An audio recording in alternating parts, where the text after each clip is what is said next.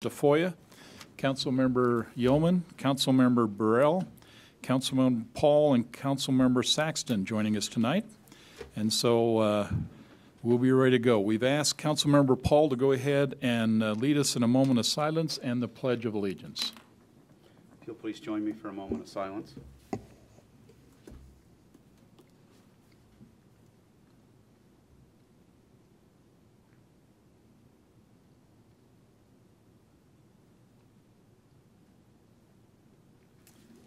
Thank you.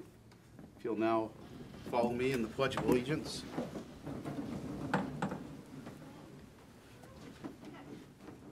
I pledge allegiance to the flag of the United States of America and to the republic for which it stands, one nation, under God, indivisible, with liberty and justice for all. Thank you.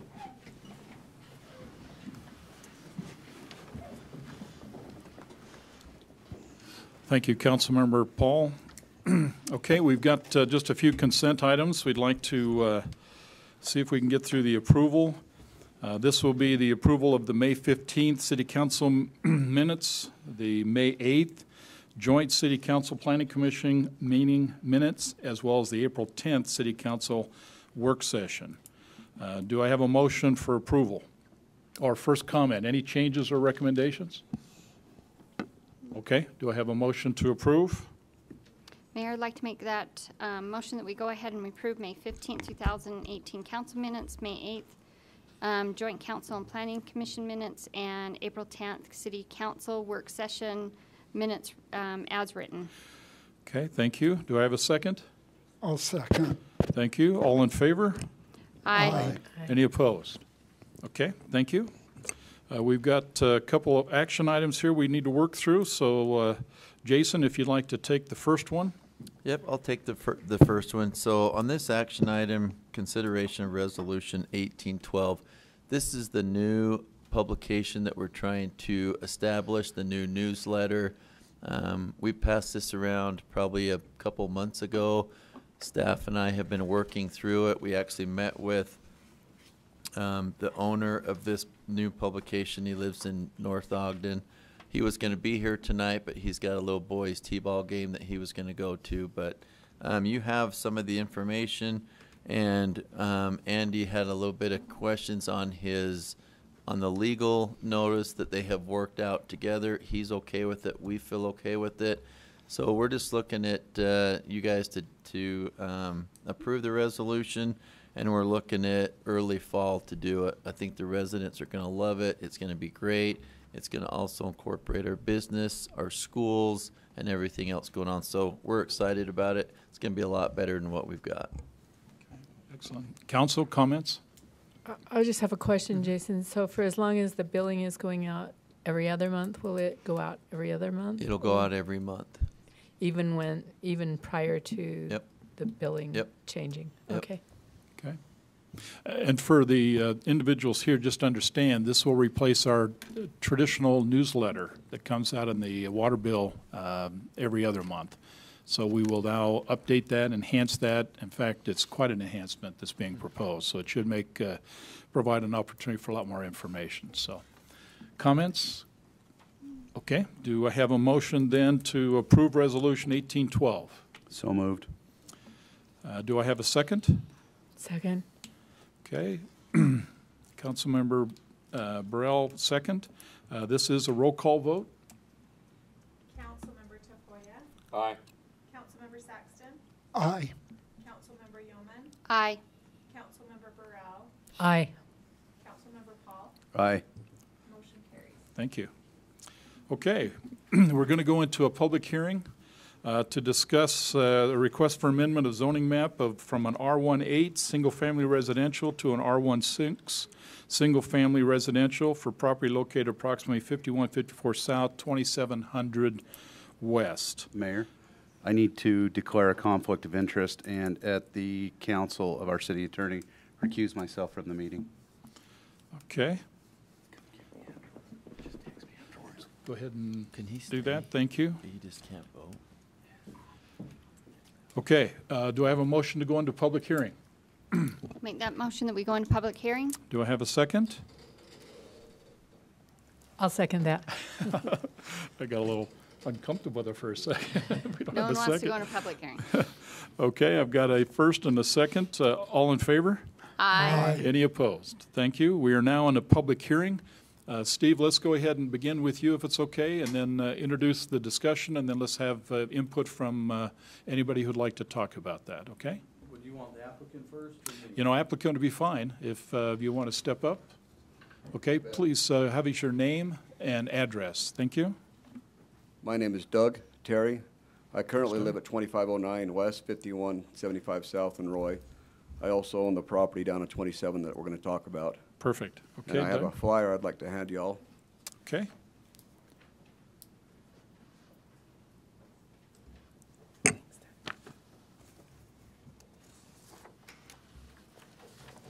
Thank you.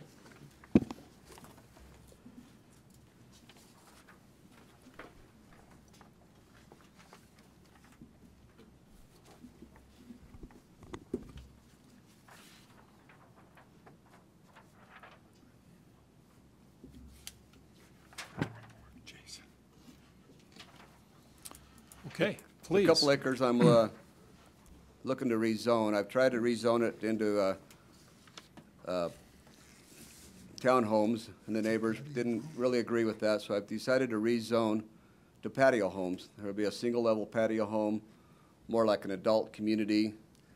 If I left it at R18, what it currently is, I could probably get 8 homes in there. I've had a plat map drawn for that. So with going to R16, I'll probably increase 10, 11, maybe 12. I haven't drawn it yet, so I don't know for sure. I think this is a good plan, a good fit for the neighborhood. I don't know how many of you drove by there, but most everything west of my property is storage units currently. To the southwest of me is a fourplex. To the north, there's multiple businesses. My sister owns property to the north of me. She's in favor to that. My niece and nephew, they own property to the north of her, and they're in favor of it. So I think this is a good idea and a good fit. Do you have any questions for me? Questions at this point? Comments? So you just stated that you like an adult community. So is that what you're gearing, or is it just kind of open? Currently, it's probably going to be open. I haven't decided yet, but I have a okay. lot of elderly friends that are interested in buying in this. This is the type of home that has 0 stairs, will not have a basement, will not have an upstairs. It'll have a nice garage, close to an 1,800 square foot home. So out in West Roy where I live, there is an area that has a lot of patio homes in them. It is open. It's not an adult community. So a lot of newly married couples move into there, Yeah. you know, and some older couples too. Right. Because, so I just didn't know how you were going to be marketing it. Right, and I haven't really looked at that terribly much yet. Okay. Okay. But I'm looking at building some affordable housing. If I left it, you know, the way it was, the homes would be a lot more expensive. These would be a little bit more affordable. What? Okay. So what are you looking Yeah, at? thank you. It depends on what the market's going to bear at that time. Okay. I brought my broker with me, Brenda, that she'll speak a little bit later about that. Okay. Any other questions you might have? Can't remember. Brian? No. Okay. until she Okay, speaks. thank you. Thank you. Okay, Steve, you want to follow up, and then we'll ask for public comments with that. Go ahead. Thank you, Mayor and Council. Again, this is consideration to rezone it from R18 to R16. Again, the location of the property, just slightly north of 5200 South, there on 2700 West. Currently, it's just a vacant field surrounded by large trees. Sometimes you don't even really realize it's there until you've passed it. Tonight, we're looking at a rezone request. In past, we've talked also about a general plan amendment. The reason why we're not doing a general plan amendment is the general plan defines this area as medium-density residential, and in that definition, medium density includes R16, R17, R18, and R110. It's already zoned R18, and the general plan calls for it to be medium density, so we're just here to amend the zoning map. You sent down around a flyer already. talking about kind of the homes he's looking for, more patio homes, again, no stairs, what have you. The property is 2.16 acres. So if you look at it in an R18, and this is just, if it all was street frontage along 2700 West, and we don't have to take out any road itself, you could get up to 11 homes on that property. Again, looking at an R16 manner, you can get 15 homes. Now, don't know how it's going to be subdivided, don't know if there's going to be a cul-de-sac moving in or a U-shape or however it's going to be done, so these numbers really can change on the total number, but when you look at it, really it's a difference of 4 homes. If it was 2 acres linear along 2700 West, and you could just subdivide it quite quickly. People talk about traffic, there's going to be lots of traffic to be generated from this. It's really 4 homes.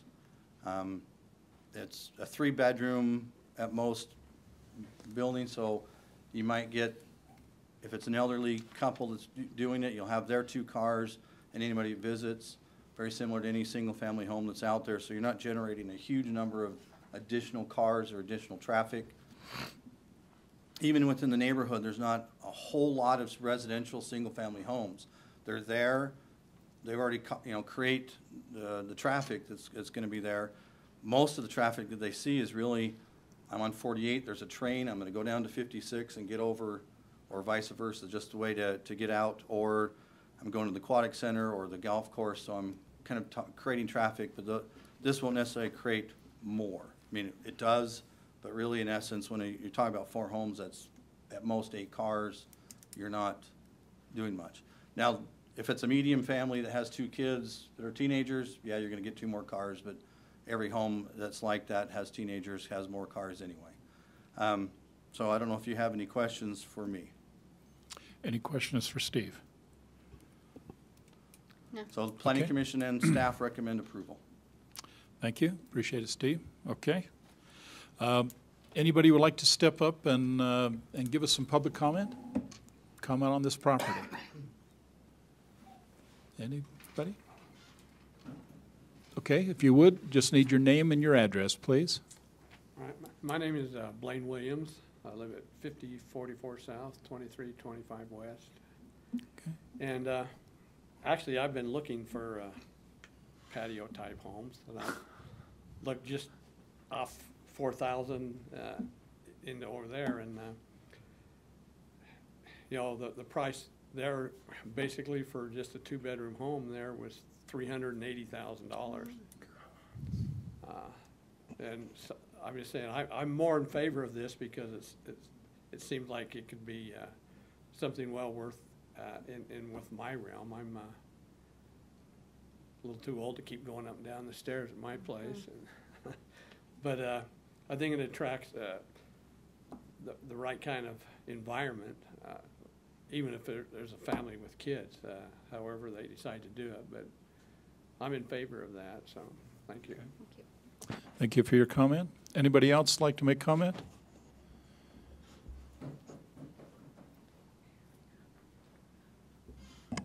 My name is Nathan Hale. I live at 5088 South, 2325 West. And I heard about Doug's trying to get this approved and how it was turned down before. I just was trying to understand from your point of view what the deal was for you to disapprove. In reference to the last time it came through? The last time he... I think the minutes, pretty well Nathan kind of talked to it, and what the minutes basically suggested is that the council on a couple of occasions have indicated there were concerns with traffic.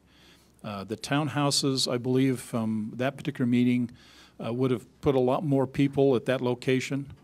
And the issue was, and you heard that really from a lot of the public, they were concerned about, is this going to create more traffic in that particular isolated area? Isolated meaning is just one road dumping into 5600 or 48.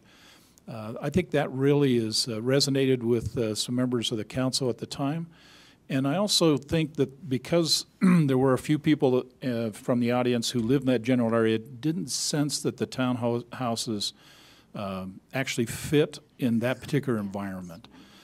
Hence the reason why it was zoned as an R18 as it is today. I think the emphasis to the council was more to says, let's try to keep that part of the area into single-family residential. And I think that's pretty accurate in the statement that came out of that. Is that correct, council? Okay. And so it's sometimes hard. I recognize, I think as a council, they recognize the fact is it's hard to make those distinctions, but they do hear oftentimes the voice of the residents who simply says 5600 is very congested, and that resonates with them, and definitely 56 is congested, and 48. If you've been on those two streets, they're really troubling, and hopefully we're going to find some solutions on both of those coming in the near future. Every time we go to Winco or Kent's. Exactly. Yeah, and so I think as being reflective of what the council is trying to do is simply says, how does the residents, and particularly the residents in that community, feel about it? They were just being cautious to the fact is we don't want to keep compounding a lot of people in that general area, which was evident to that. So, and I think with the comment that Doug suggested, he's indicating is that by moving in this direction, at least his premise would be is he's keeping it to single family.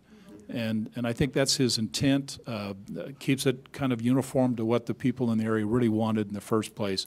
To be honest with you, as it sits today, he could build those 10 homes or whatever without even coming to the council. It was only because he has a recommendation to change it from one R18 to one R6 that the council is engaged. Okay. So, well, anyway. I definitely would appreciate more modern single family homes in the area, because I know there's a lot of older people in the area, lots of older people in the area. Yes.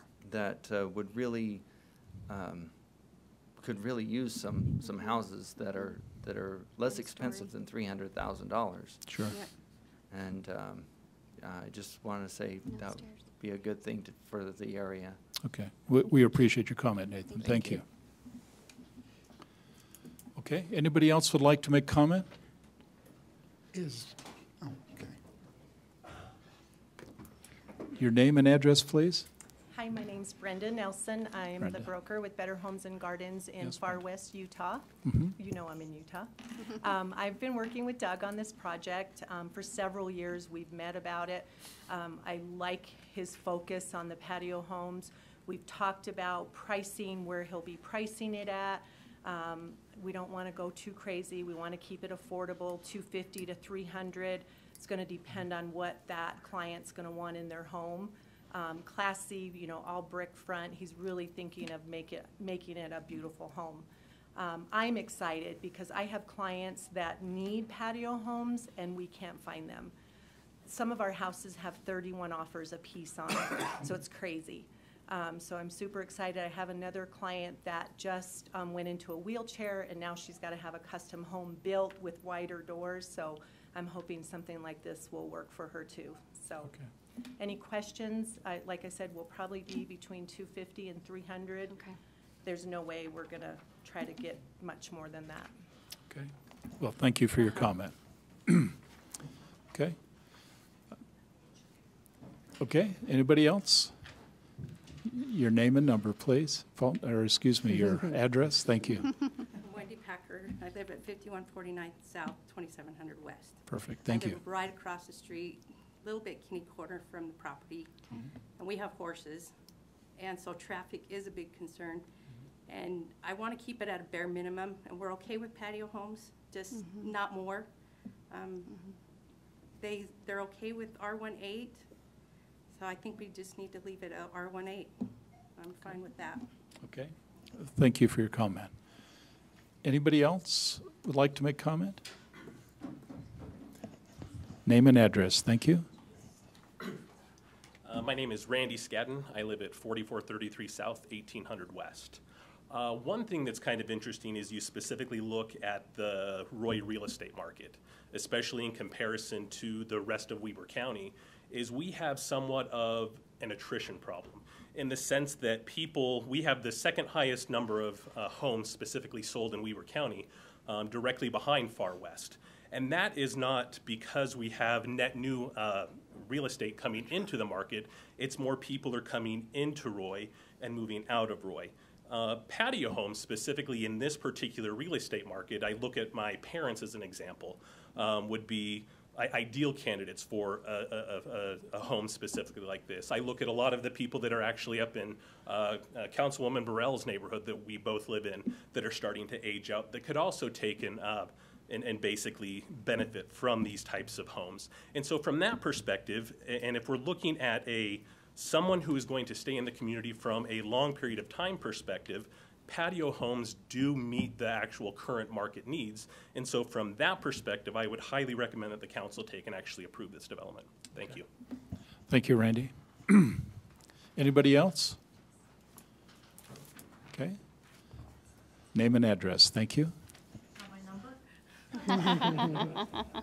I'm Mel Swartz. I'm at 5085 South, 2700 West. I'm the purple parcel that got rezoned a while back. Anyways. Patio homes, great. They're awesome. My mom was in a wheelchair. I just don't have enough meat of the matter, though, to know about how the R16, how it would be platted out, and the impacts on entrance into the area. Would it be a cul-de-sac? Would there be off-street parking in that area? It's a somewhat difficult T intersection, and I just, I totally commend Mr. Terry that he's moving towards these patio homes. It really shows that he's interested in working with us as a neighborhood. I like it being R18, but until I actually hear more meat as to how it would be more of a cul-de-sac? Is there off-street parking? I'm on the fence. I'm totally on the fence about this. My knee-jerk reaction is R18 just because that's how it is. But to be fair, I also need to hear about, well, if it is a cul-de-sac, people are pulling off there. Are there going to be more issues with people braking abruptly and turning right at that T intersection as people pull out and turn left, things like that? So I have to say that the patio homes is definitely a move in a very positive direction, but I can't speak as to falling on one side versus the other, in all fairness. So. Well, thanks for your comment. And equally important, I should indicate to you, whichever way it takes place at this point, it will actually end up going back to the Planning Commission. And the Planning Commission then will work out all the kind of details that you're requesting. And they will also look for public input and comments in that phrase. Either way, whether this is approved or not approved, if the developer or the property owner chooses to build either on R18 or R16, the Planning Commission then will engage and work and open to public comments to have that kind of visual of what's going to take place there. City Council won't have much involvement after tonight, but at least you'll have public input in that discussion as well if you'd like, okay? So, anybody else? Okay, retake, go ahead. Doug Terry again. The reason I want to go to an R16, if I do leave it an R18, an adult person or an elderly person does not want that size of a yard. I want a smaller yard that they can take care of. And I'm also going to do an HOA, so we'll take care of everybody's yards. So that's the reason we want to rezone. And also, as you can see, I have a lot of trees there. When I do draw the plat map, everything's going to be encircled inside the trees. You probably wouldn't even notice it's there when you drive by now, because people like trees. I like trees. I was like, Doug, I remember when you brought the townhome kind of design to us, you had kind of put it in the middle with the cul-de-sac. Yes. Kind of turn around. And so I just wondered if that's kind of how you were thinking. Correct. To design this too. Yeah, okay. And hopefully if it gets approved, then I can go get that drawn up, but I just didn't want to spend any more money on it until I know which direction that helps with a lot of traffic and no on-street parking and that type of thing I don't too. even think you really notice that they'll be there. That's great. Because plus the trees that are there, I'll add more also for landscaping. Okay. Thank you. Thank you. Okay, thank you for the clarity. Okay, anybody else like to make comment? Thank you. Name and address. Thank you. My name is Eduardo Robles. I live at 2697 West, 5350 South. I lived at that address for 12 years now. And I was one of those residents that opposed the plan. Actually, it's been before the city council 3 times already. This is being the 3rd time. That's correct. And both of those times, they got rejected. And so the reason I think the reason why it got rejected is because if he's using the rezoning, the zoning as it is right now, R18, he doesn't need any approval, basically. So if the theory of the residents around it, if it's not broke, why fix it?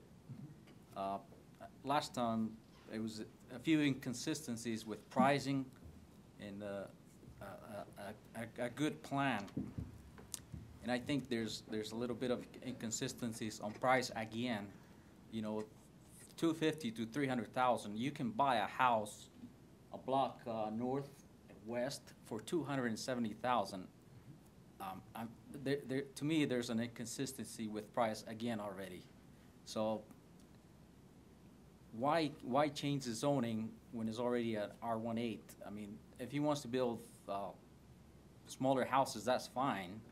He doesn't need the approval of the residents or the city council. Why not leave it the way it is and build the smaller homes anyway? Okay. Thank you for your time. That's all I have to say. Thanks for your comment. Okay, anybody else? Okay, having seen none, have a motion to close public comment, public hearing? I make a motion that we close the public hearing. I'll Okay, second that motion. Okay, all in favor? Aye. Any opposed? Okay, thank you. Council, comments, thoughts, before we make a decision? Mayor, I want to comment on this. I mean, everybody thinks, hey, going to R16, this is a good compromise, but you need to stop and look at the big picture. Once you rezone that section R16, you open the gate for the future homeowners, property owners on the RE20 side, R18 side, say, we're going to R16 too. You need to look at how that would affect all the way down the street and look out to the future. Say, do we really want the R16 possibility to go from there all the way to 44 or 4,800? For me, the answer is no. You zone for a particular reason why you want the area to look like. We want it to look R18, single-family homes, no bigger, no smaller than 8,000 square feet for a purpose. The minute you change that footprint, you open the door to smaller homes, more people, more compact. For me, it's always been a bad idea. I'm not saying anything I haven't said before. I know you think it's a good compromise to go to R16, but you have to look more than just this one thing, what the possibilities of the future hold. The minute you change that zone, you open the door to those smaller zones, those smaller lots all the way down the street. Okay. Council, thoughts? Any other comments? I just have a question, and I know we're out of public hearing, but maybe Steve could answer. R18, roughly, what would be the cost of a home if it was an R18 zone? Meaning, how much more is the home? Yeah. Can the No. broker answer that? That depends on, I think that depends on how you build, the amenities you put into the home, the size of the home. I think that would all take in consideration of the cost of the home. That's a 'Cause you difficult could take question an to answer, just R18 because and- what's the No, I cost of the know, but- land, what's the cost of the Yeah. home itself? You know, the more things he puts into it, the more the price. So if he puts the cul-de-sac, then of course things go up. If he doesn't put in, stays, goes down. So a lot of it just depends. It's hard to say. For me, it's the clientele that it appeals to, whether it's a single home of a small yard or a single home of a large yard. And that to me is part of the question, because the footprint of the home is not going to be significantly different. I mean, the homes up that are being built on, just off of 4800 South between the rail trail and the tracks, those are on 6,000 square foot lots.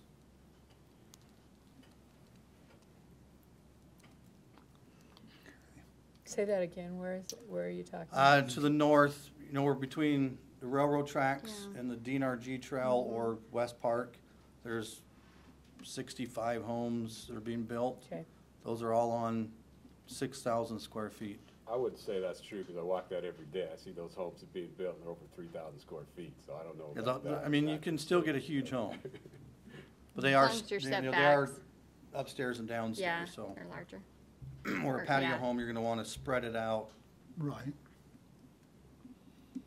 Like I says, I have got patio homes down in my area, and they've attracted either, newly married couples. Well, he's not targeting to any specific group of Yeah. people. It's open for But whoever wants to. but what I was just gonna say, that I think that it's a good demographic, an option, a good option for a smaller yard, a house with no stairs, which I'm getting close to too, to be able to have that option.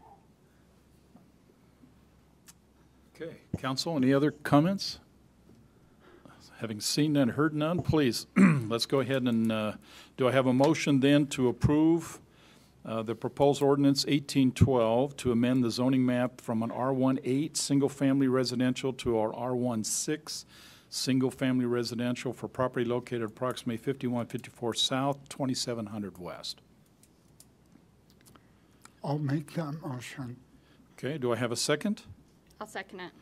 Okay, this is a roll call vote. Morgan? Councilmember Yeoman, Aye. Councilmember Paul, oh, he's right here, sorry. He's on. Councilmember Burrell, Aye. Councilmember Saxton, Aye. Councilmember Tafoya. No. Okay. Thank you. Okay. This is a public comment period, so let's go ahead. If you have anything you'd like to talk about, any comments or ideas you'd like to talk about, please come to the table, or excuse me, to the microphone, give us your name and address. Thank you.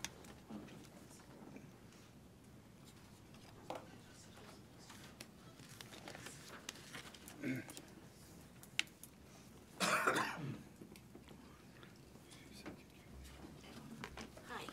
Welcome. Glenda Moore, 2088 West, 3825 South Roy.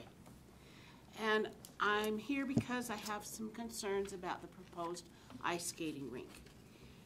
And I didn't want to do this alone, so I posted a message on Facebook, in the 2 Facebook groups, in fact, and I got comments from approximately 60 people.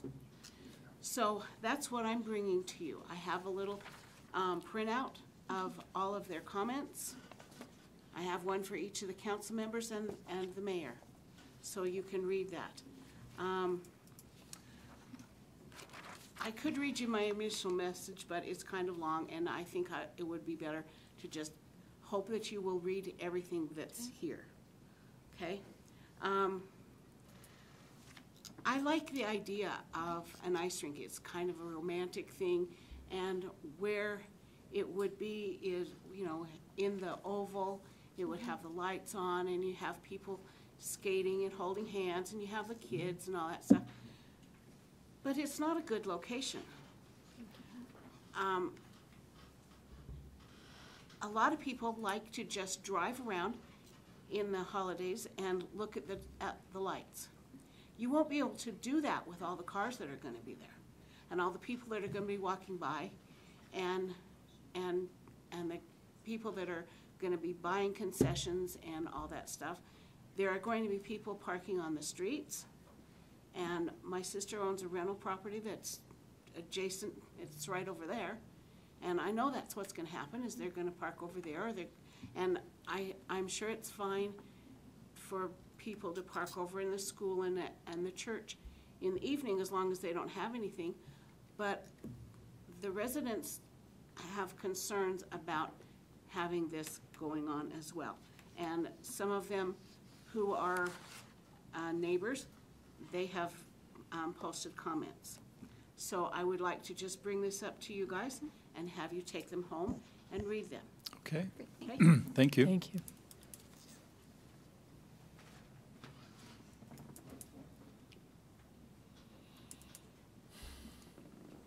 Thank you. Okay. Anybody else, please? Name and address. Thank you.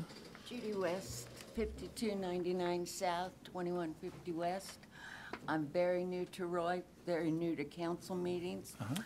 I would like to know whose responsibility it is to keep the weeds under control at Roy Junior High School, and what we used to call an alleyway. Whose responsibility is it to keep that clean and free of clutter and youth that want to slough school? Okay. Thank you. Well, I'd surely hate to have you walk from here without knowing who's responsible. Jason, do we have a idea? Do you need a little more clarity in terms of location? I don't know the answer to that question. If it's but I on can- school property, I it's the can school find out. Yeah, it would district's be the school. responsibility. The alleyway. The alleyway could be a combination of both. Yeah. Yeah. The only concern, or the only question I have is the alleyway. Other than that, it would be a school district maintenance. Yeah. Upkeep, but the alleyway, I don't know the alleyway, but I'll find out. And can I just call you with it? Okay. Thanks, Jason. Yeah, I'll talk to you after, if I can get your number, so I don't display your number out.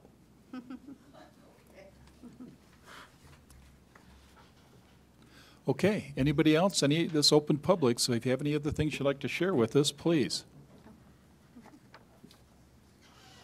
Nathan Hale, 5088 South, 2325 West.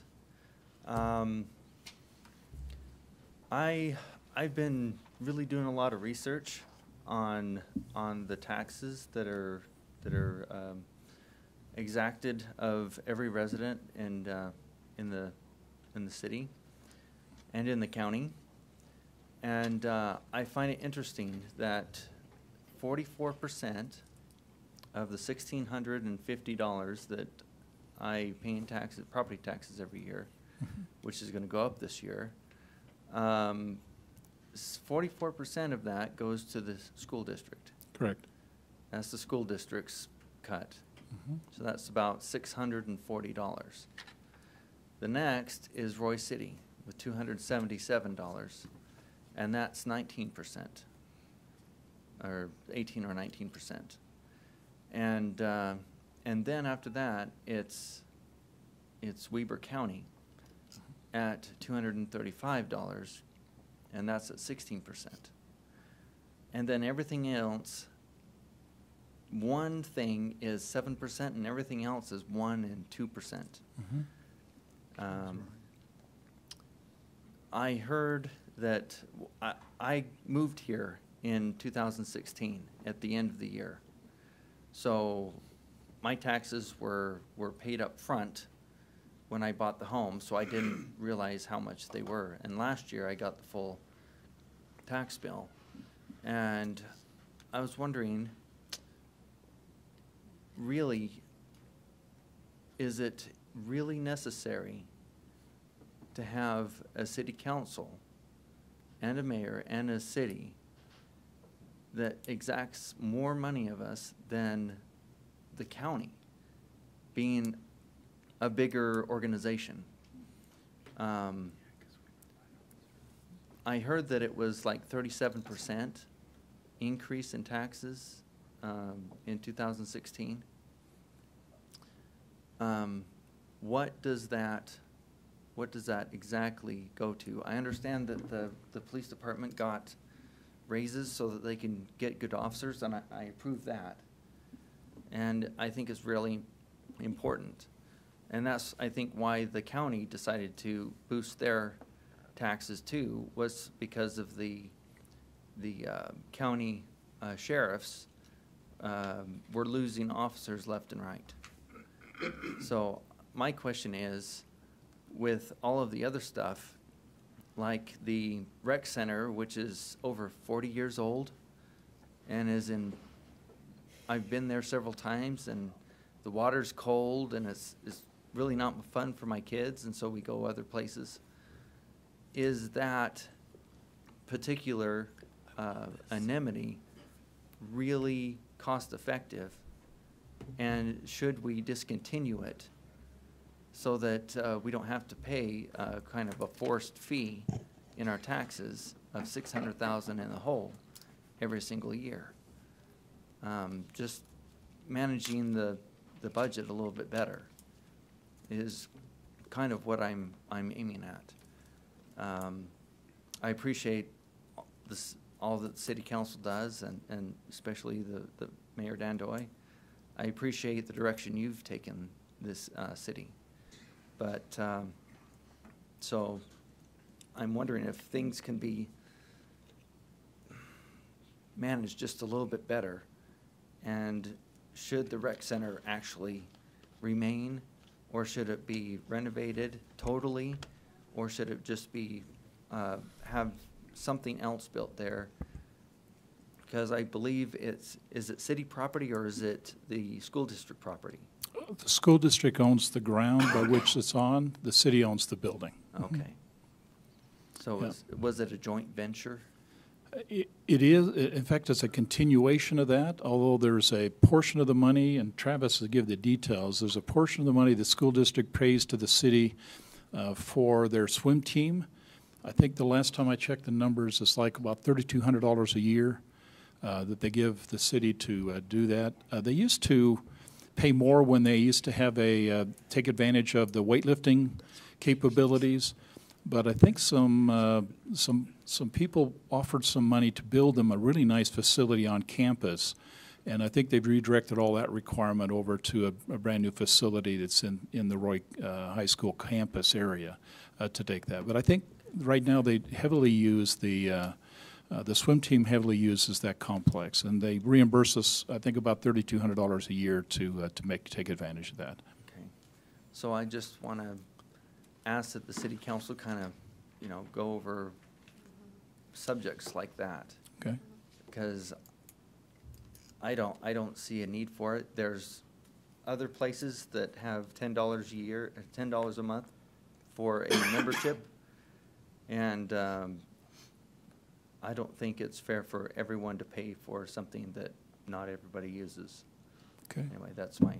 Okay, well, thank you for your comments. And the council is right in the middle of working through the budget process.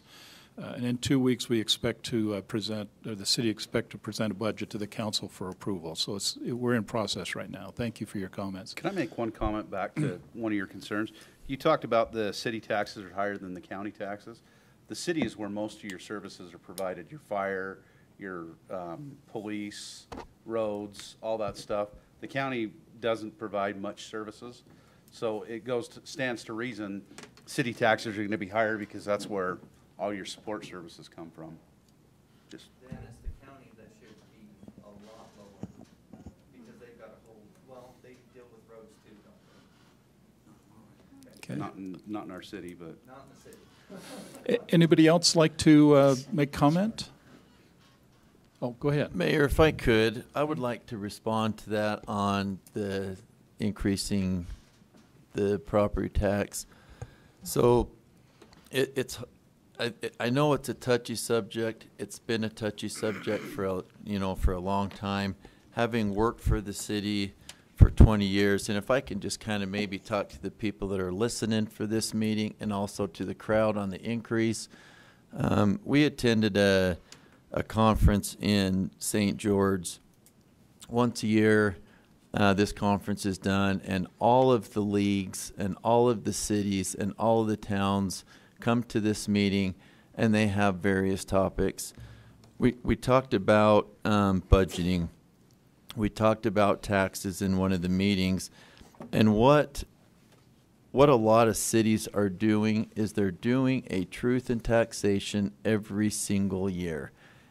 And what do I mean by a truth in taxation? This is what I mean. Where are our services? What is it costing for our services? Is there a need to raise taxes? Can we do it without raising taxes? And if we do it, do we need to raise it 1%, 2%, or 3% to sustain with the cost of doing business?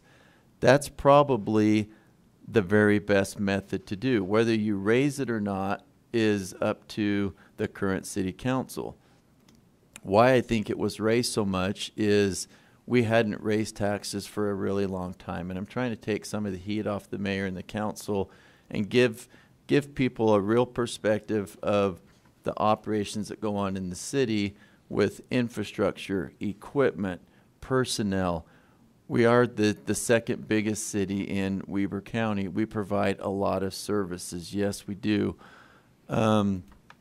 So without you know, a lot of it went to purchasing equipment, fire trucks, infrastructure, roads, and then a lot of it was done for the employees because we were bleeding at the employee level. We were losing employees left and right to other municipalities, and we couldn't keep experienced employees, and we were losing them to other cities. Service, you know, that we're providing to the community, yeah, we were losing our tenured people and our experience to other cities, and we were having a lot of new people. We felt that we needed to get an employee program in place to where we could keep those more experienced employees. And then if we could, and I know this is going to sound really bad, but we got really sick and tired of losing our good people to other cities. And what we wanted to do is we wanted to still, not maybe if we could those employees back, but we wanted to take their good employees for once. So we could deliver that service to our residents. We got parks, we got recreation, swimming pools, full-time complex. I mean, we got a lot of services that we provide. Yeah, it probably wasn't a very popular thing to raise them that much, but should we have been raising them a little bit each year so it wasn't such a huge hit? And, you know, maybe it could have been better. But so that's just kind of my spin on it. You know, a lot of cities do it every single year. Whether they do it or not is a different story. But that's kind of, if that kind of makes sense, that's kind of why we needed, you know, that increase was to take care of the service that we provide. If we don't have it, like we talked about in this budget year, a lot of people don't know this. Me and my department directors, before we went to the council, we met and we did a little 2-day, took away phones, everything else, and we worked on that budget for 2 days. And our important piece to this budget was the employees. We cut $1.2 million in that budget before we even brought it to the council on capital needs, capital request. You know, so, I mean, if we look at maybe better ways to spend it, we're trying to do the very best that we can to spend it and be fiscally responsible to the taxpayers. We have a few issues right now that's going on in this city that's been going on for a long time that we're trying to fix, and we're trying to be smart about it, and we're trying to be fiscally responsible going forward to where we don't have a duplication of efforts. We don't have spending money where we probably shouldn't be spending. So we really are tightening that up. You got a great mayor, you got a great council, we've got great department directors that are trying to think outside of the box and come up with ways to be fiscally responsible with the money that we have. Thanks for your comment. Okay, anybody else, please? Name and address. Thank you. Okay, my name's Marie Murphy, 5067 South, 2325 West. You guys say that you guys are for taxes, like fixing the roads and everything. They're not being fixed. It's not being done, so that's not even addressed at all. So the taxes don't go there. Yep. Can I answer that question if I may? Sure. So every year we have a gas tax, and the gas tax provides so much money for roads. We only get a percentage of that tax money by the state, and whatever we get, we spend every single penny of that gas tax on the roads. But it can be done for the city and for the cemetery and for elsewhere, but the main street that you go from 1900 down to the cemetery, down further, that people live, that go up and down there, is like a roller coaster. Right. So that's never going to be done. And there's other roads that are like that, so pretty soon we'll just need four-wheel drive to just go through everything. Well, I guess you have your opinion on it. I will comment to one thing. The road you're referring to, which is 5600 South, is not a city road. It's a state road. The state owns, operates, and maintains that road. No, it's not. No, it's not. Not that one going down to the cemetery. So Oh, I thought you said the main road going down. never be taking care of that then. No, it's not 5600 Are you talking like 2300 west? 5200. Oh, 5200? Uses that road to come up east, and they go, that's a main road. But it's not 56, it's 5200. No, 5300.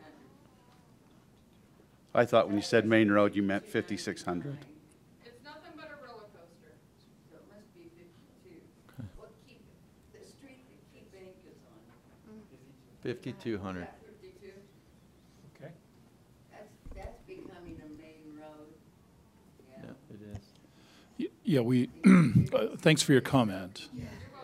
And I will indicate to you that, and we recognize what's happening.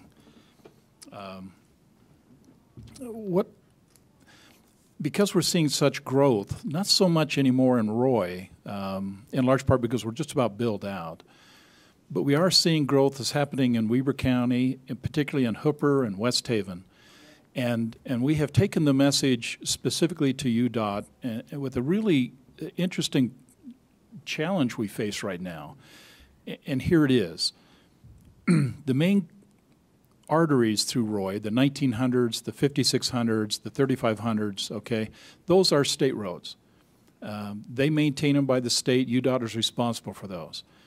But because they're so congested, and you don't have to pick very many hours in the day and know that 5600 is a parking lot, and it takes 20 to 30 minutes just to getting from 3500 up to 1900, in large part because it's the only closest place we have a bridge, so you don't have to hassle with the trains. And it's the closest way to get into Riverdale when you're going to do some shopping, what Riverdale brings to the table. And it's the closest way to get to the interstate. And for about 32% of the people in Weber County who work at Hill Air Force Base, it's an excellent way to get in, if you can get in, into Hill Air Force Base through that north gate, which is the only gate in Weber County. We took that message to UDOT and says, you're creating a real problem for us.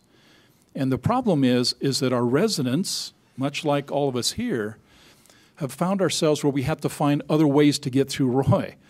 And so we use all the other roads. And I've seen myself where 6000, for an example, is a road that I live close to.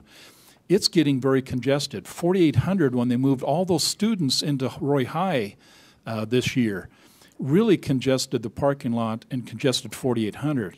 We are seeing backups on 4000, 4800, 56, and 6000 now. Everybody trying to get on the other side, on the east side of the city, so that they can take advantage of the freeways or Hill Air Force Base or shopping or whatever. So we said, enough is enough. And UDOT finally agreed to perform the environmental impact study on 5600, and that started in January. I'd like to tell you it's going to go quick, but the fact of the matter is UDOT says that's a 3-year study. And it's going to cost, unfortunately, the taxpayers, if you can even imagine this, $3 million just to perform that environmental impact study. And the challenge we've got, and we don't know what the outcome will be, and I surely don't want to make this uncomfortable for people, but this is the reality. The fact of the matter is Roy is built out, but not Hooper. And someday the numbers, at least the governor's office says that Hooper will be as big in population as Roy. And West Haven will even be bigger. They're projected to be the second largest city in Weber County, well over close to 48,000 people. And when you have those very large cities, municipalities on the west side, and the quickest and easiest way for them to get to the east side is through Roy, we have some major problems we're facing. And we have put the experts in motion to help fix that. And I'm hoping we can. But by the same token is we've got to find very interesting ways to help fix our own roads, because more people are having to use our own roads because of the congestion that's being created. So please bring this to our attention, and it's important. You said 5200. We need now to look at 5200. And we need to look at 4400. These are roads that are coming back to us where the residents are says, I live here. it's time we have to start focusing on trying to get those things repaired and updated. And you're absolutely correct. And we're going to work on that. But just recognize the fact is we have found ourselves in an interesting situation with the growth happening on the west side of Roy, that we have got to find solutions, and we are taking out all the stops to make that happen. So bring it to our attention. You're a resident of Roy. You have a right to hear your voice and tell us what you're thinking, and we appreciate that. Thank you. I just want to make a comment because I know that every year Ross looks at different roads and throughout our city to make improvements too.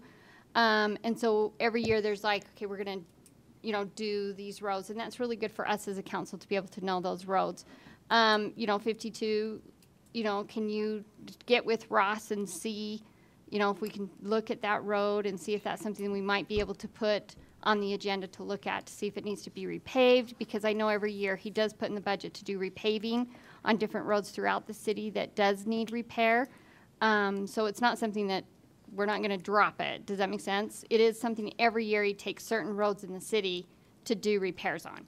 So 52 is one that we can actually look at. Yeah, and also we have to understand it's not just the pavement part. It's all the underlying, the water lines, the storm, the sewer. So if we have storm and sewer and water and utility lines that need to be replaced, you don't want to repave a road and spend all that money, and then in 5 years you're going to have to dig that road up to do all of the utilities. So, and I get what you're saying. I drive 52 every day, and you're right. 52 is a little bit like a roller coaster.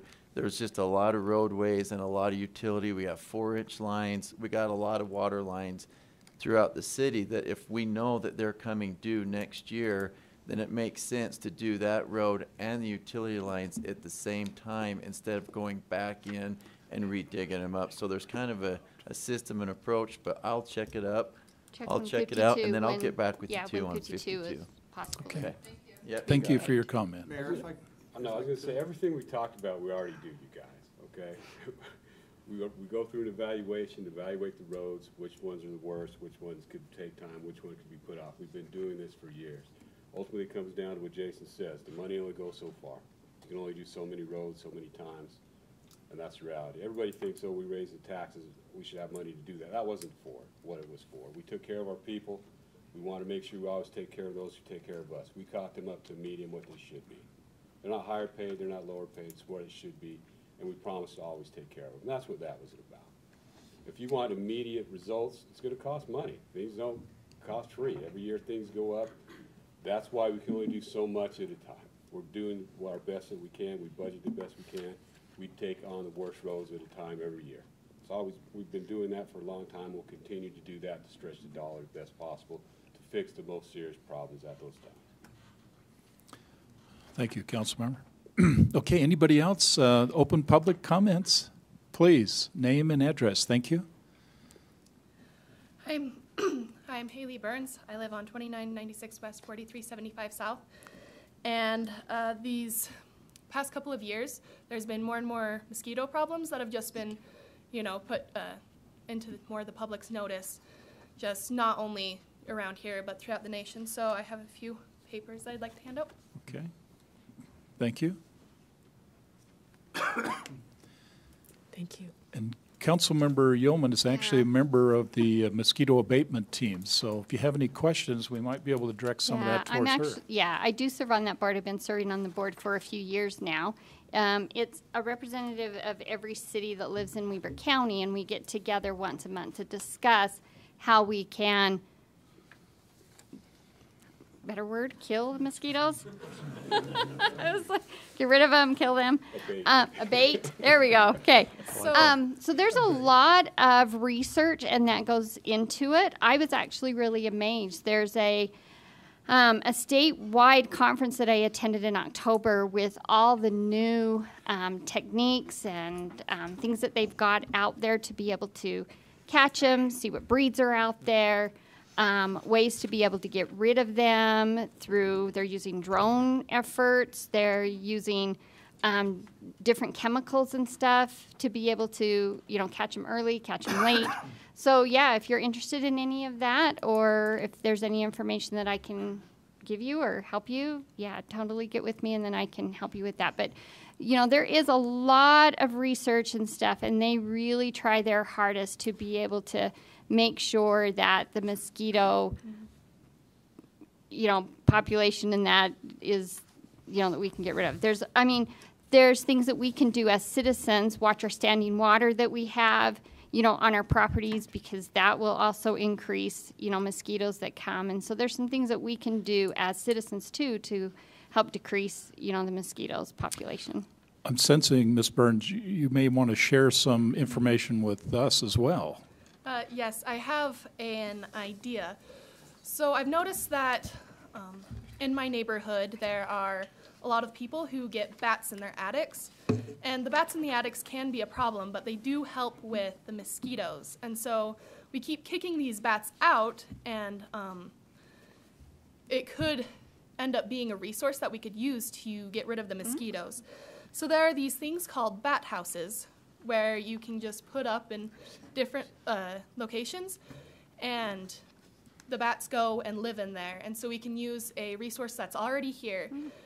It wouldn't cost very much money because we could just ask local scouts if anybody needs an Eagle Scout project, and then they can put those up.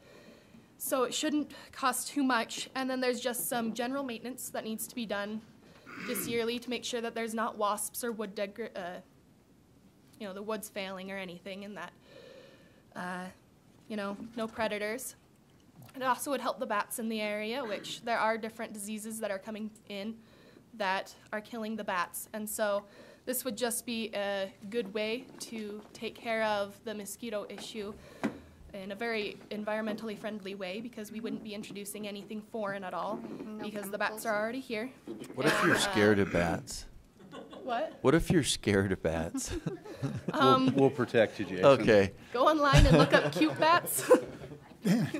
Then you call Batman, right? So, also the chemicals that they're spraying, they are insecticides, so they do hurt bees. And so I'm hoping that within the next few years, if we could implement this idea, you could bring down the levels of pesticides that they're spraying, and it could also help the bee population. So I have just a few different designs of bat houses that I found, and there's 2 copies of each design.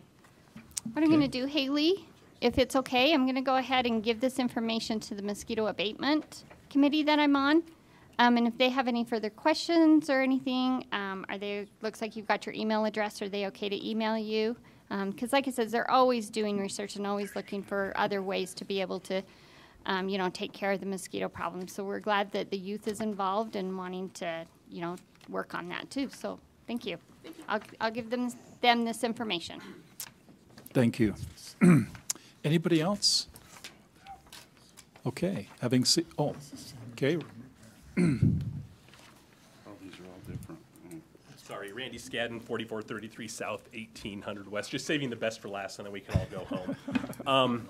So I sat through the first half of the budget planning meeting the other night, and then listened to the second half while I was at home. So I just have some questions specifically on the topic of fiscal responsibility. Correct. One thing that was pointed out, and it's definitely a hot button topic as far as specifically in the Facebook groups and in the general community, and that's specifically the losses that the city is taking specifically on the complex. From that perspective, I know it was proposed that they spin out the three full-time janitors or 2 full-time janitors, and then make them more of a shared resource for the city. How, I guess, from that perspective, because I mean, I don't know off the top of my head, I'm guessing that's about $100,000 less in cost that the complex is going to incur from a payroll perspective. And so how is that new shared resource, and again, you don't have to necessarily answer this right here on the spot, because this is very on the spot, but how are these new shared resources going to be taken and essentially build out to all the other different organizations? Because again, there's still a cost associated with it. We've now just essentially taken And from, you know, a finance guy, you know, perspective, all we've taken and done is moved the cost from one, you know, column in an Excel spreadsheet over to another. It's still a cost, but it's not now directly reflected in the complex. So I guess from a fiscal perspective, the complex is and has been losing over $500,000 for the past number of years, and was specifically taking and moving those employees out of from under the complex. Was it not necessarily an underhanded way, but was it a way to make it look like the complex was doing better than what it honestly is? And so, again, from a bill back perspective, how is the city planning on basically still accounting for the resources they're consuming and costing them back to the complex, so there's an actual hard target dollar that's actually still being, from a fiscal responsibility perspective, billed I back don't to? think the statement's right. They're not trying to hide anything, and we're not deducting anything from the cost or the expenses from the complex. You're right, it's just moving one from one expense to another expense, just under a different department. But when you look at it, transparency.utah.gov, everything is broken out in terms of the different organizations and areas, and the complex specifically is broken out into its own separate line item. And so from that perspective, it does take into account employee payroll costs in that cost there. So again, when we take here and put it on the record, if we go back and look a year from now, are we going to see the complex is now only, you know, we're only running a $400,000 a year deficit versus $500,000? Okay, then that's the thing. So I guess that's what I wanted to officially get on it. And then on, and again, I don't know if you want to address that. No, yeah, I'm okay. I'm okay to be thrown on the spot. Yeah, go ahead. And just in full transparency, yeah, that was never the intent. That was never the goal. And I didn't think it would be. I mean, and it makes sense. You've got a lot of resources sitting over the complex that could be better utilized across the city as a whole. 100% agree. I think it was just moving employees that made more sense to not just working in one spot, but to work in 5 or 6 different spots. 100% agree.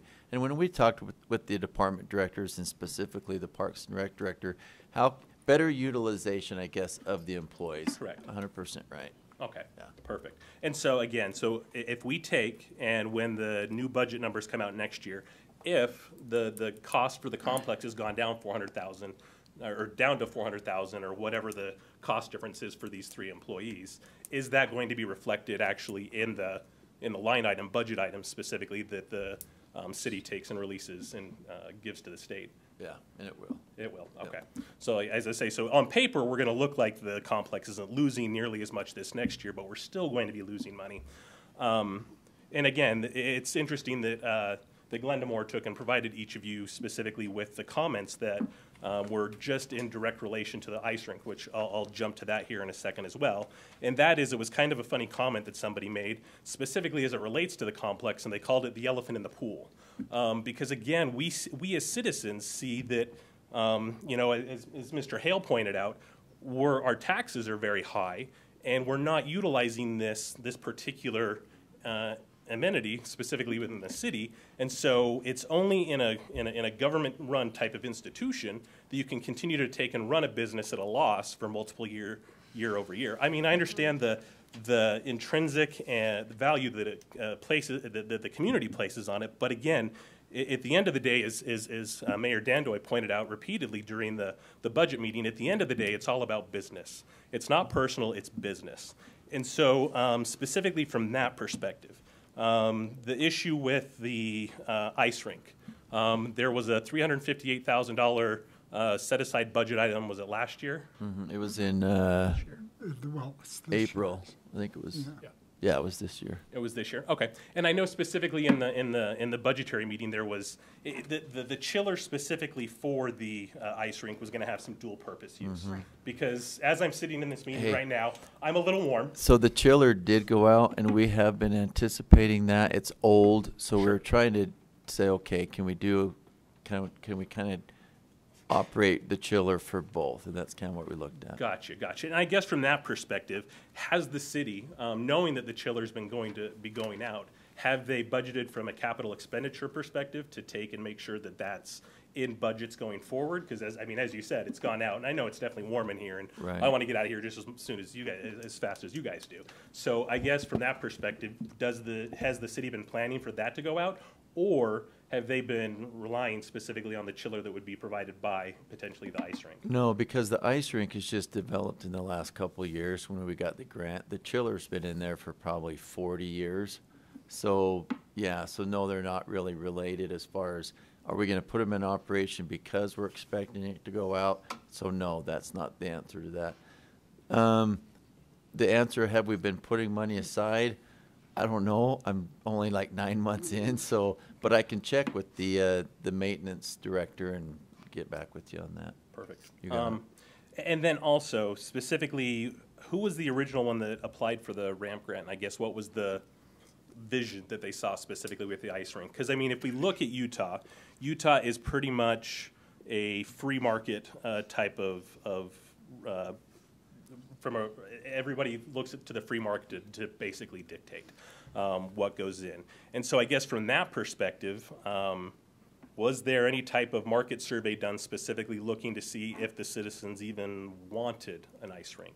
Because again, the $358,000, there's a lot of stuff that, $5,200 is an example. Can we put lipstick on a pig and use the $358,000 that has been earmarked specifically for the ice rink to Band-Aid lipstick on a pig and fill in some potholes until we can go through and repave the road? Go ahead. Yeah. We are working on plans. And I hope that we'll have those ready by June 19th. Yeah, it'll be in 2 weeks. 2 weeks regarding the ice skating rink, regarding what we can and can't do. But, I mean, we're reacting to what we've heard, or I am, but I need more than 24 hours. Agreed. And Agreed. so the point is that I want the input. Now, watch and see what we do with it.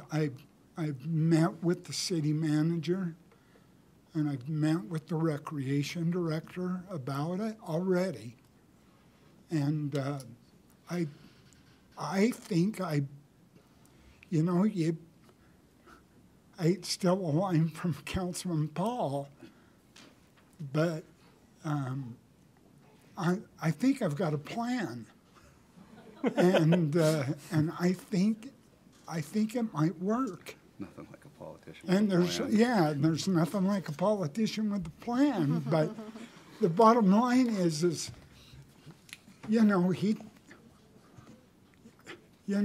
City Manager Polson got to make reference that he's only been in it for 9 months. But in fairness, 3 of us up here have only been in it for 5. Right. Agreed. And we are getting things done.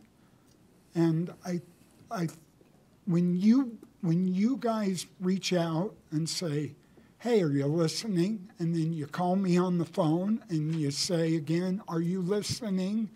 And then you fill my text, are you listening? I would have responded the first time, yeah, I did do that. I'm just listening. For the record. I'm listening. I always will. I'm an old reporter, so it's important for me. But in turn, I think in 2 weeks, when the budget comes to pass, maybe you'll see a little bit different animal. For sure. And I mean, I intend to be here during the meeting specifically for the budget approval as Good. well. Okay. So. Thank you. Thank you. Okay, anybody else? Okay, we'll go ahead and move on to reports and discussion. City Manager's report. Jason? Okay, I hope it's good news. I think it's good news. And at the end of the day, when we come out of this meeting on Thursday, hopefully we have some good direction. And that is regarding the Moita building.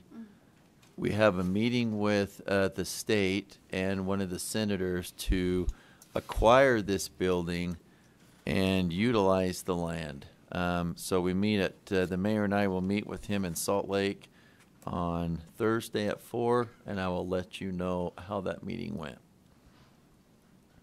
We have a big softball tournament at North Park with 40-plus teams coming up this next week. And we're one of only 4 cities that host these big tournaments, so we'll have a lot of people in. A different park than that, because they don't have At West Park? You said George Wallen Park. Oh, huh? You said north. So Oh. I'm like, where are But you it's going? George Wallen Park. Yeah, is it's what you $5 said. to the He's gotta be kitty. about broke by now. Yeah. So that's good news. Good catch. Okay, no council meeting on July 3rd. Okay? And for the June 19th city council meeting, it will start at 5:30. Just so we're all together on the And same that'll be a page. teleconference meeting. With 2 individuals, I'll just be one, here because it's at 5:30. because now that I've got a plan, I'll be here. He couldn't get his flip phone to work, so he had to come up with another plan. Okay. Yeah, I'll be calling in. right. Okay. Let me have those dates again. We're, Yep, July 3rd, no council yeah. meeting because it'll be right before Independence Day. And then June 19th, June 19th. it was the discussion with council mayor that we do it at 5:30. So we are advertising that meeting for 5:30. Okay. Okay. You going to talk about the hard one? Yeah, here's the hard one. This week, we got an email from Waste Management. And the email was, I don't like to send this email out. I'd like to meet with you as soon as we can because the recycling rates are going absolutely sky high. They're gonna, actually, the recycling fee is gonna cost almost exactly the same as your normal garbage tipping fee, which is absolutely crazy. It's about 30 cents difference is all. It's gonna Other be than about. saying you're doing good for the environment, what good's it doing then? Well, and it sounds like in the Weber County area government meeting that recycling is tanking. It's global, so we're gonna have to, we're meeting with her Thursday at 2 to see where we go from here. We already have a handful of residents that don't want to recycle, and so recycling is an issue right now. It's an issue statewide. So we want to get on top of it. We want to get ahead of it and try to find out what we can do to where we got options. So that's on Thursday at 2. Just give me another garbage. And to echo that point, if I Yeah, can, that's the WACOG yesterday provided an interesting briefing from the subcommittee that deals with recycling, and they, as Jason indicated, it become pretty apparent that because of the Chinese market, the entire recycling program across the country is tanking. They don't want to buy it anymore, and if they're not going to buy it, if they do buy it, they want it at such a purity. Let me just put it this way. The report that was stated in the meeting is that they would accept up until just recently 20% contamination, meaning if you put other things in that recycling material, they figure 20% they could extract and still make it profitable. Which for like your milk jug, Like a you milk have jug. to thoroughly wash it, rinse it, and then your pizza box, you got to wipe it out, clean it down, and people aren't They're not going gonna to do that. do that. So what is the, where are we getting at? Yeah, You know, it's so they're gonna scuttle the recycling program. we have 2 more years. Is it time to start looking at that? We already are in the process of an RFP. Yep. So recycling will be a big topic, and it probably will surface effectively on the budget meeting on the 19th. So Bring just on be a ready green for can it. and take my blue can. Well, I mean, we need an answer before then, because people need to know if we're going to know. get rid of it or if they can opt out like we've always had before. Yeah, so that's why we got the meeting in 2 days so we can set some groundwork and come up. And ironically, it's 2 weeks before we pass the budget. I know. So not very good timing on the industry. Again, being fiscally responsible, we want to make sure that we're doing the best at the best price we can. So if I can, mayors, I hit city manager reports. I'll hit number 3 at the same time. Partnership with Weber School District regarding the new Roy Junior High and Community Center. We've talked a little bit about that, about partnering with Weber School District as they build a new state-of-the-art Roy Junior High. Do we want to partner with them and build some kind of a community center? Here's the issues. The issue is we're going to find ourselves in a similar situation as we are with Roy High in the complex. There's not a lot of ground. There's not a lot of parking that we're going to be able to utilize. So even talking with some of the school representatives, it may not work just because of the space. What they want to do is they're going to go north in that grass area and they're going to build the new junior high. And Jan's probably smarter about this than I am, but they're going to build the new junior high. There's discussions on whether to keep the gym or get rid of the gym. Some people have said they're going to keep it. Some say, well, we need to still have that internal. Who owns the gym? School district. The school district owns all of that property. Yep. And then once they build the new junior high, then they'll tear out the old junior high. Is there room there to put a nice big community center? Is it the great area to do it? There's just a lot of questions. So I just wanted to bring it before you guys, get some thoughts, directions. I don't know if it makes sense for Roy to partner with them when we're going to have similar issues and we're competing for ground. And the junior high they're building is going to be bigger. It's going to be beautiful. It's going to be a nice junior high, and it's going to be great for the kids. But can we put a community center next to it? I don't know. I was going to say, one thing different is that junior high, you don't really have kids driving, so you're not competing with those kids driving, parking along with, I mean, because you've got, you know, in Clearfield with the Clearfield Aquatic Center right next to the junior high parking, you know, which is kind of shared. Yeah, and that's massive. That's a huge area. That actually is. That parking is bigger Right. probably than what we'll have at the junior high area. If you're going to use it for rec purposes, I'm not sure you have the parking to support Does it- that. I don't Does I it make think, sense like to not Jan pa- says, we'll be in the same boat. To not partner with the school, but partner with the cities surrounding us that use our complex anyway, and create a recreation district that we have the massive, you know, the majority control of, and go somewhere by our current aquatic center and acquire part of the golf course and build a, you know, a recreation district. Yep, that's definitely one option. So, Okay. so yeah, I Anything just else? wanted to bring that up. Okay. Yeah, that's it. Okay, perfect. Thank you. Council, this is Mayor and Council report. Anything you'd like to share?